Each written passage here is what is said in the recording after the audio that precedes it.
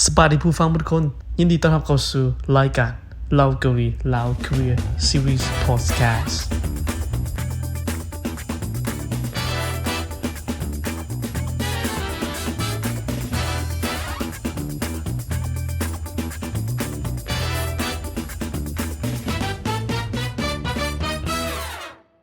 พอดแคสต์นี้จะเป็นบอนที่พวกเราสองคนซึ่งว่าเป็นตัวแทนนักศึกษาลาวที่กำลังศึกษาอยู่ประเทศเกาหลีใต้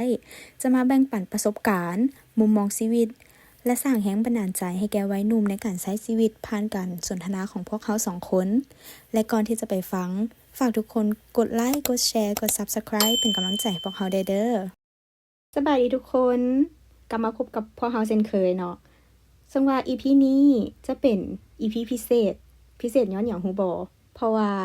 มื้อนี้เราจะมาตอบคอมเมนต์หรือว่าตอบความคิดเห็นเพราะว่าเนื่องจากว่ามีผู้ฟังทางบ้านเพิ่นได้มาแลกเป็นความคิดเห็นกับพวกเขาหน่อยนึงเนาะแล้วเพิ่นก็ได้แนะนำว่าลองเอาอันนี้ไปสนทนาให้ผู้ฟังได้ฟังเบิ่งบ่เพื่อว่าจะเป็นประโยชน์กับผู้ที่ว่าอยากมาเรียนอยู่ประเทศเกาหลีเนาะซึ่งว่าอันที่เพิ่นแนะนำมาก็มีเมื่อมาฮอดเกาหลีนี่ต้องได้เตรียมตัวอีหยังแน่ซึ่งว่าเจมส์เพิ่นคิดว่าต้องได้เตรียมตัวอีหยังแน่โอ้โหแน่นอนว่าต้องได้เก็บลานแน่นอนแต่ว่าอันแรกที่ขออยากบอกนะมันแน่นอนว่าเขาต้องเก็บจิตทั้งเก็บจิตใจแล้วก็เก็บทางการนั่นแหละพอสมมุติว่าทางการที่เฮาบ่ดีเฮาก็บ่สามารถมาเรียนได้ถ้าสมมุติจิตใจเฮาหวั่นไหวสมมุติจิตใจเฮาคือว่าบ่แข็งแรงพอเฮาก็บ่สามารถเรียนอยู่นี่ได้เพราะว่าตามที่ทุกคนรู้นะประเทศเกาหลีเป็นประเทศนึงที่ว่ามีความกดดันอันดับต้นๆในประเทศอาเซียนและว่าการที่เขาจะสามารถก้าวข้ามหรือว่าชนะความกดดันนั้นได้ก็ยังว่าเขาต้องมีจิตใจที่แข็งแรงซึ่งว่าการที่เขาจะมีจิตใจที่แข็งแรงนั้นเขาต้องได้มีบุคลิกหรือว่าต้องมีวิธีการใดที่จะจำกัดความกดดันเรานั้นได้ก็คือหนึ่งที่ว่าตามที่ประสบการณ์ที่เขาได้มาอยู่นี่ได้4 ปีแล้วตอนแรกมันเขาบ่ฮู้เลยว่าเขาต้องเฮ็ดจังได๋เขาต้องขี่รถเมล์จังได๋เขาต้องโอ้ยคือมันฮู้บ้านเฮาเขาก็บ่ได้ใช้รถเมล์ส่วนหลายเขาขี่รถจักรไปบ่นั้นบ่นี้คือสมมุติว่าเขามาเรียนอยู่นี่ปึ๊บเขาต้องได้ใช้ของสาธารณะโดยที่ของส่วนตนเขาต้องได้ตัดออกไปเลยการที่2ก็คือการที่เฮามีหมู่การที่เฮาคบหมู่การที่เฮาจะมีปฏิสัมพันธ์แนวใดกับหมู่นั้นก็ถือว่าเป็นสิ่งที่สำคัญหลายสมมุติว่าเฮาปฏิสัมพันธ์กับหมู่บ่ดีหรือว่าตามที่พวกเขาได้เว้าตามนั้นก็คือมีมารยาทตามเอสเปรสโซที่ว่าพวกเขาได้เว้าไปก่อนหน้านี้ก็คือเรื่องมารยาทสมมุติว่าเฮามีมารยาทบ่ดีต่อกับหมู่คู่มันก็เฮ็ดให้เฮาใช้ชีวิตลำบากนี่ได้สำหรับก่อนที่เฮาจะเกียมออกมานอกบ้านก็คือเฮาต้องมีคุณสมบัติที่เพียงพอบ่ว่าจะเป็นความสามารถบ่ว่าจะเป็นคือว่าระบบคือ physical and mentally ก็คือสภาพจิตใจและก็ร่างกายเฮาต้องได้เกียมพร้อมก็คือเป็นคนที่ว่าบ่คือบ่ป่วยหรือว่าบ่ป่วยทางด้านจิตใจและร่างกายนั่นคือสิ่งที่เขาอยากจะฝากทุกคนว่าเขาต้องเก็บมันมาแน่ซึ่งเขาคิดว่าเพิ่นน่าจะมีอันสิ่งที่มันสำคัญกว่าสิ่งที่เขาเว้ามานี่คือเขาต้องเก็บความสามารถอันอื่นอีกเป็นบ่แม่นเนื่องจากว่าเฮามาใช้ชีวิตอยู่ต่างประเทศภาษาเป็นเรื่องที่สำคัญซึ่งว่าประเทศเกาหลีเป็นประเทศที่ว่าตามที่หลายคนฮู้ว่าเขาเจ้าเป็นประเทศชาตินิยมเขาเจ้าจะเลือกใช้ภาษาตัวเองเป็นหลักซึ่งว่าเฮาจะสามารถใช้ภาษาอังกฤษได้ในบางเขตบางกรณีเท่านั้นและซึ่งก็เลยว่าสิ่งสำคัญที่ทุกคนต้องเตรียมมาก็คือสกิลทางด้านภาษาหรือว่าสกิลการสื่อสารได้ภาษาอังกฤษมาก็ดีแต่ว่าได้ภาษาเกาหลียิ่งเป็นการที่ขึ้นไปใหญ่และแม่นไผที่คิดว่าอยากจะมาเรียนที่เกาหลีก็ลองซอกเรียนคอร์สภาษาเกาหลีก่อนมาบ่พอให้ได้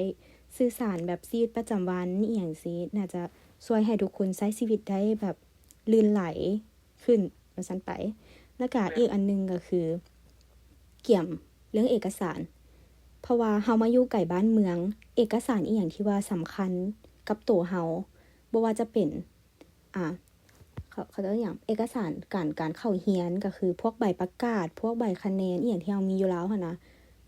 แม่นเกี่ยมมาเพื่อโลดเพราะว่าในบางกรณีมันอาจจะได้ใช้ตอนที่เฮาเข้าเรียนแล้วก็เอกสารรู้สึกว่า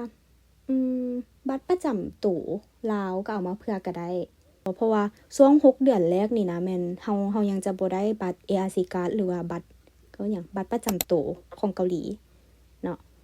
ในกรณีที่ว่าแม่นไผเฮ็ดพาสปอร์ตเสียว่าซั่นไปเฮาก็สามารถใช้บัตรประจำตัวลาวเพื่อยืนยันตัวเฮาได้แต่ว่า เพื่อเป็นการดีก็คือพาสปอร์ตสำคัญที่สุดพยายามบ่ให้เสียมาอยู่ต่างประเทศแล้วพาสปอร์ตเป็นสิ่งที่สำคัญที่สุดเด้อทุกคนเก็บไว้ให้ดีที่สุดเลยให้ทุกคนคิดซะว่าการที่เฮามาเรียนสมมุติว่าเฮามาออกนอกต่างประเทศเนาะออกนอกจากบ้านเฮาแล้วเฮามาเรียนอยู่ต่างประเทศเฮาก็คือเป็นตัวแทนของประเทศเฮาให้ทุกคนคิดว่าการที่เฮาจะมาเกี่ยมเรียนต่างประเทศอันนี้เฮาต้องมีคุณสมบัติที่ว่าเพียบพร้อมเพียงพอที่จะออกมาฉะนั้นให้ทุกคนคิดว่าค่อยเป็นผู้หนึงที่ว่าต่างหน้าออกมาเรียนอยู่ต่างประเทศพอดีว่าประพฤติตัวที่ดีกับคนต่างประเทศหรือว่าคนเกาหลีเขาจะสิเบิ่งว่าประเทศเขาเป็นจังซั่นเลยฉะนั้นเราต้องได้เตรียมความพร้อมหลายๆบ่ว่าจะเป็นความสามารถหรือว่าเอกสารต่างๆด้วยแล้วก็ตัวต่อไปที่ว่าเฮาจะเว้าก็คือเรื่องการซอกที่อยู่เพราะว่าแน่นอนแล้วว่าเฮามาอยู่นี่เฮาต้องมีที่อยู่ที่อาศัยเป็นหลักเป็นแหล่งแม่นบ่และตามที่ประสบการณ์ที่เคยซอกที่อยู่ของเจมส์เป็นประมาณใดของเขานี่เรียกว่าซับซ้อนแล้วก็วุ่นวายเหลือเกิน เพราะมันเป็นเรื่องคันสิเล่าเนี่ยเป็นเรื่องที่มันโคตรแบบเคิ้นว่าเป็นย้อนว่าตัวเขาเองแน่แหละสิว่ายังไงแต่ก็เป็นประสบการณ์นึงที่ว่าเขาอยากจะมาลมให้ทุกคนได้เห็นแต่ก็ยังว่าเขายังเป็นเด็กน้อยตอนที่เขามาเรียนก็คือเขาประมาณอายุ17ปีจบเรียนเรียนภาษา18ปีช่วงนั้นน่ะเป็นช่วงที่ว่าเขาย้ายมาเมืองบูซานแล้วเขาอยากซอกบอลอยู่ซอกเงินอยู่แต่ว่าหลังจากที่เขาออกมาซอกด้วยตนเองกับหมู่อีก2คนแล้วมันเฮ็ดให้เคิ้นว่าเด็กน้อยเนาะเรียนว่าเด็กน้อยมันก็บ่ได้ซอกหาข้อมูลหยังต่างๆกับเคิ้นว่าบ่มีประสบการณ์อะไรไปก็ถือเขาเจ้าเคิ้นว่าถือเอเจนซี่เขาเจ้ากินหัวพวกนายหน้าเจ้ากินหัวไปก็เลยแบบรู้สึกว่ามันเป็นสิ่งที่ว่าทุกคนบ่ควรเฮ็ดตามก่อนที่ทุกคนจะออกมาซอกที่อยู่นั่นแม่นสิ่งที่สำคัญที่สุดทุกคนต้องได้ไปปรึกษากับครูผู้ที่รับผิดชอบเฮาแล้วถามเพิ่นว่าก่อนที่เฮาจะออกมานอกนี่เฮาต้องได้ฮู้หยังแหน่เฮาต้องได้เตรียมความพร้อมหยังแหน่คือสำคัญที่สุดเฮาต้องได้ภาษาเกาหลีนี่แน่นอนเฮาต้องได้ตอนที่2แม่นเฮาต้องซอกบางคนสิบ่ฮู้ว่าเฮาต้องได้ไปซอกห้องจังได๋ซึ่ง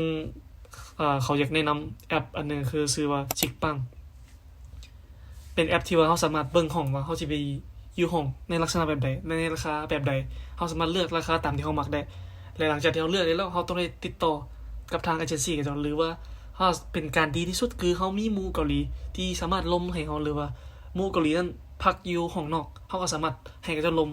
กับเจ้าของเงินโดยตรงมันแฮ่งดีกว่าที่เฮาจะไปผ่านเอเจนซี่นี่เพราะว่าเขาถึกต้มย้อนว่าเอเจนซี่นั้นบ่ดีมันอยากบังเงินเอานำเฮาย้อนเฮาเป็นเด็กน้อยเป็นนักเรียนต่างประเทศมันก็มีกรณีนี้แน่แต่หวังว่าทุกคนจะบ่ถึกคือกับตัวของเขาเองนี่อยากให้ทุกคน1ต้องได้ปรึกษาดีๆแล้วก็บ่ตัดสินใจไว้เพียง1ชั่วโมงคือเขาตัดสินใจไว้เกินไปพุ่นมันก็เลยให้เขาถึกต้มว่ายังไงตัดสินใจไว้เกินไปพุ่นแล้วก็จ่ายเงินว่ายังไงเรื่องเงินเรื่องคำนี่เขาบ่ให้คิดว่ามันเป็นเรื่องสบายๆให้เป็นเพราะมันเป็นเรื่องละเอียดออนไลน์เรื่องเงินเรื่องคำนี่ทุกคนการที่เขาจะตัดสินใจจ่ายเงินออกไปนั้นเขาต้องได้คิดไตร่ตรองอย่างดีแต่ถามผู้ที่ก็จะมีประสบการณ์แต่ว่ารุ่นอ้ายที่ว่ามารุ่นอ้ายนักเรียนต่างประเทศที่ว่าเขาเจ้าเคยอยู่นอกหรือว่าผู้ที่เขาเจ้าอาศัยอยู่นอกมหาลัยเฮาควรปรึกษาแล้วก็ร่วมกับเขาเจ้าเพื่อให้เขาเจ้าช่วยเหลือเฮาในเวลาที่เฮาอยากจะออกไปอยู่ข้างนอกนั่นคือสิ่งที่เขาอยากแนะนำสำหรับเขาอยากเสริมอันนี้ตัวที่เพิ่นว่าทางที่ดีแม่นไปรวมกับเจ้าของให้คนเกาหลีพาไปรวมกับเจ้าของบ้านเลยแม่นบ่เพื่อป้องกันที่ว่าจะถูกแบบเอเจนซี่หรือว่านายหน้าเขาจะตรวจต้มแต่ว่าในอีกกรณีนึงก็คือตามที่เขาได้ฟังมาแม่นจะดีกว่าถ้าเขาผ่านนายหน้าเพราะว่าเฮาก็อาจจะถูกเจ้าของบ้านต้มได้คือกัน ก็เลยว่าอันสำคัญคือเขาต้องอ่านใบสัญญาให้ดีก่อนที่จะเซ็นแล้วก็จ่ายเงินไปต้องอ่านทบทวนอยู่หั่นเพราะว่าเนื่องจากว่าเขาเป็นคนต่างประเทศแล้วภาษาเขาก็บ่ได้แข็งขนาดนั้นก็เลยต้องเอาคนที่ว่าเก่งภาษาไปนำอาจจะเอาคนเกาหลีหรือว่าหมู่คู่ผู้ใดที่ว่าเก่งภาษาเกาหลีแบบเทียบเท่ากับคนเกาหลีได้เพื่อไป เพื่อไปอ่านแล้วก็ทำความเข้าใจใบสัญญาให้ดีก่อนที่เขาจะจ่ายเงินไปและตามที่เฮาได้มาอยู่นี่นะดาวเนาะเขาคิดว่าไงานบอนที่มันอยู่นะดาวมันมีหน่วยงานใดบ่ที่ว่าให้คำแนะนำเกี่ยวกับการที่เฮาคือว่าเจ็บป่วยบ่หรือว่าเฮาต้องการปรึกษาหยังบ่อีหยังต่างๆมันมีหน่วยงานอิหยังลักษณะจั่งซั้นบ่ที่มหาลัยเพิ่นมหาลัยเขาคิดว่าทุกๆมหาลัยน่าจะมีอาจารย์ผู้รับผิดชอบนักเรียนต่างประเทศคือจะมีเขาจะแบ่งออกเป็นอาจารย์รับผิดชอบนักเรียนต่างประเทศแล้วก็อาจารย์ให้คำแนะนำทางด้านอย่างทางด้านจิตใจแบบคล้ายๆเขาไปปรึกษาเรื่องจิตใจของเขาแต่ว่าเรื่องสุขภาพหรือว่าเรื่องการหาที่อยู่หรือว่าเรื่องปัญหาการใช้ชีวิตในเกาหลีนี้แม่นส่วนหลายเฮาก็จะปรึกษากับอาจารย์ผู้รับผิดชอบนักเรียนต่างประเทศหรือว่ารับผิดชอบทุนของเฮาแต่ว่าส่วนหลายเพิ่นก็ ความรู้สึกส่วนตัวของเขาคือเพิ่นก็บ่ได้ให้ความช่วยเหลือเฮาได้หลายขนาดนั้นเขารู้สึกว่าหมู่ที่ว่าเคยอยู่เกาหลีมาเป็นเวลาโดนหรือว่าหมู่สนิทเฮาเขาเจ้าจะให้ความช่วยเหลือเฮาได้หลายกว่าว่าซั่นไปเพราะว่าจากประสบการณ์ของเขาเจ้าที่ว่าเคยเฮ็ดอันนั้นอันนี้หลายอันเขาเจ้าก็จะเล่าให้เฮาฟังหรือพาเฮาไปเฮ็ดอันนั้นอันนี้เลยคิดว่าอาจารย์เพิ่นก็มีแต่แนะนำซื่อๆแต่ว่าเพิ่นก็บ่ได้ช่วยเหลือเฮาหลายขนาดนั้นแม่นๆว่าไงมันขึ้นกับสถานการณ์และขึ้นกับบอนที่เฮาอยู่ซะคือตัวอย่างของเขานี่เวลาที่เฮาเจ็บป่วยหรือว่าเฮาอยากปรึกษาหยังต่างๆเนาะแล้วมันมีเคลื่อนว่าแผนกนึงที่ว่าพอโรงเรียนเขาเป็นโรงเรียนนึงที่ว่ามีนักเรียนต่างประเทศหลายแต่ก็จะมีแผนกนึงที่ว่าพร้อมที่จะช่วยเหลือนักเรียนต่างประเทศเมื่อใดที่เฮามีปัญหาเมื่อใดที่เฮาพบปัญหาเจ้าจะสามารถช่วยเฮาได้เลยเฮาสามารถถามเป็นภาษาอังกฤษก็ได้หรือว่าไปเก่งภาษาเกาหลีก็เว้าภาษาเกาหลีอธิบายให้เจ้าเพียงแต่เฮาเข้าไปหาเจ้าเข้าไปปรึกษาแม่นเขาเจ้าพร้อมที่จะช่วยเฮาได้เลยอันนี้เป็นมหาลัยของเขาเด้อให้เขาบ่ว่ามหาลัยผู้อื่นสิเป็นจังได๋สำหรับของเขาไม่เป็นลักษณะนั้นมันจะมีแผนกนึงที่ว่าพร้อมที่จะช่วยเฮาพอสมมุติเขาเจ็บป่วยหรือเขาต้องการต่อวีซ่าหรือเขาต้องการให้พาสปอร์ตใหม่เขาสามารถไปล้มผ่านกับเจ้าได้หรือว่าเขาจะปรึกษาเรื่องการที่เขาจะเฮ็ดเวียกอยู่นี่หรือว่าเขาเฮ็ดเวียกเวียกเสริมหยังต่างๆเป็นเขาสามารถไปล้มได้หมดทุกอย่างแล้วสมมุติตัวอย่างที่เพิ่นเคยเจ็บหรือว่าป่วยบ่ดาวเคยเป็นไข้เคยเป็นหยังบ่เคยแบบเจ็บป่วยหนักบ่เขาเคยป่วยหนักสุดอยู่เกาหลีก็คือตอนติดโควิดช่วงปี2023ช่วงนี้จังได๋ไผช่วยจังได๋บ่มีไผช่วยหยังเลยตอนนั้นเพราะว่าเนื่องจากตอนนั้นหาแต่ย้ายขึ้นมาโซแล้วแบบมันเป็นช่วงที่ว่าโควิดมันกลับมาระบาดแบบบูมแฮงตอนนั้นหั่นน่ะแล้วก็ติดโควิดเพราะว่าตอนนั้นเขาก็ย้ายออกมาอยู่นอกแล้วแล้วก็อยู่ช่วงนั้นเป็นช่วงที่ว่าพูดที่รุ่นเอื้อยที่ว่าอยู่นำเรากลับบ้านติบ่ถ้าชื่อบ่ผิดบ่แม่นช่วงนั้นเขาอยู่หอช่วงนั้นเขาอยู่หอแล้วเขาจะก็ให้แยกออกมากักตัวอยู่นอกแล้วเขาก็ด้วยความที่ว่าเฮาบ่เ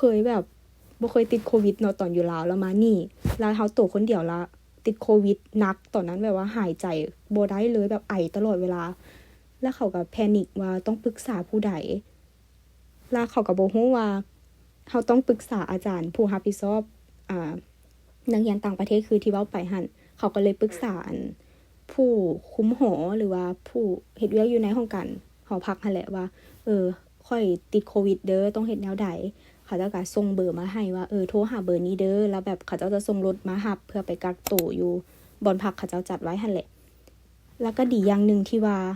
เขาบ่มั่นใจว่าด้วยความเฮาเป็นนักเรียนทุนหรือว่ามีมันเป็นปกติอยู่แล้วก็คือเขาน่ะได้ไปกักตัวฟรีซึ่งน่าจะเป็นบ่อนกักตัวสำหรับมหาลัยของเขาเลยเพราะว่าสังเกตตอนเขาจะเอายามาให้มันจะเป็นซองของ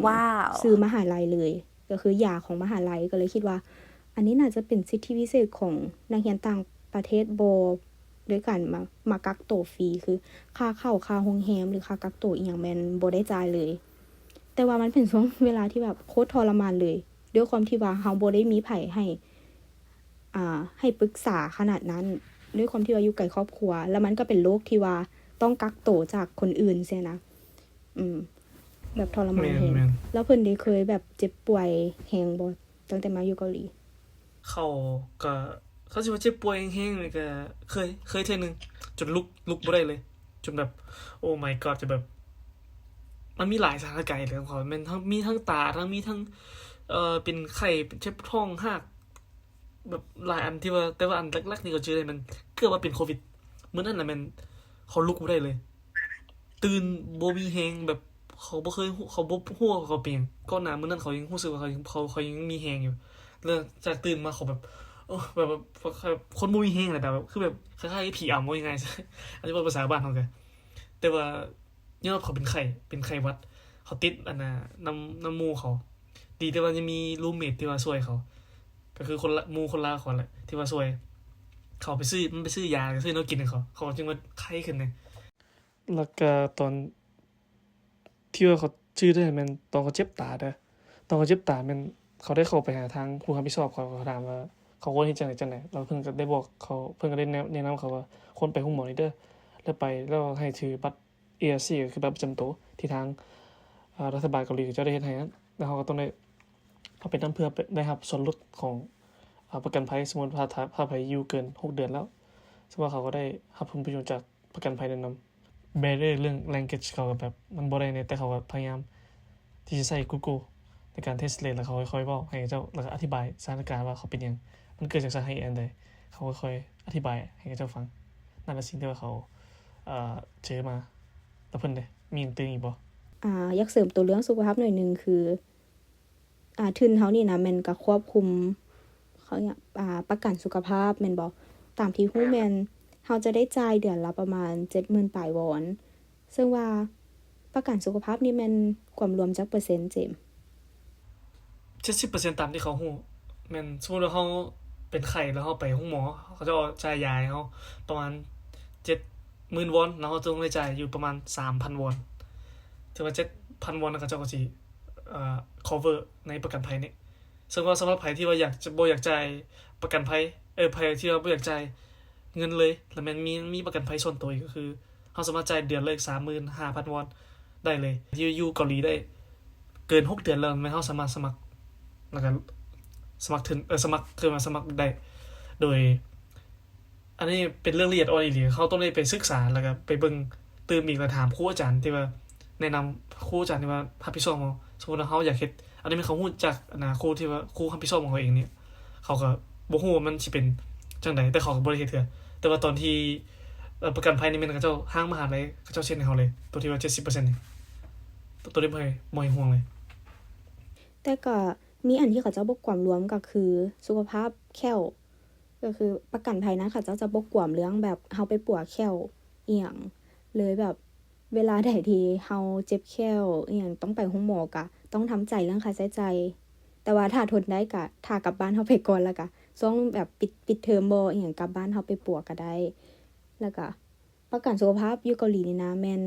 เขาบ่ฮู้ประเทศอื่นเป็นบ่แต่เขาหาแต่บ่ฮู้ตอนมาอยู่เกาหลีก็คือเขาเจ้าจะมีให้กวดสุขภาพฟรีซึ่งเขาเจ้าจะไล่เป็นแบบปีคีกปีคูซึ่งปีกายนี่น่ะเป็นปีคูปีนี้น่าจะเป็นปีคีกที่ว่าให้กวดสุขภาพฟรีปีคูปีคีกคือถ้าเฮาเกิดลงท้ายด้วยปีคูสมมุติว่า2001ก็คือสามารถกวดปีหน้าได้แล้วปีต่อไปปีคู2002สามารถกวดได้สลับกันไปแบบนี้ของเรื่องมันเป็นข้อดีได้หมายควา